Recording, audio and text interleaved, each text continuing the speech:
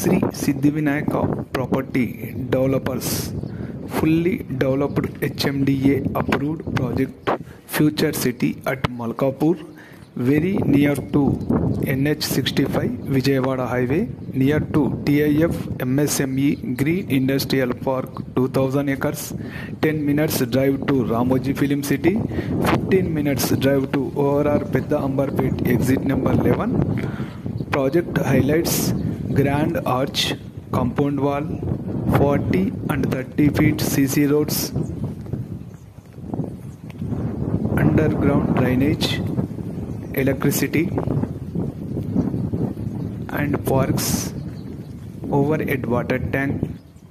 all developments completed, fully developed, final approved project ను ఒకసారి visit చేయండి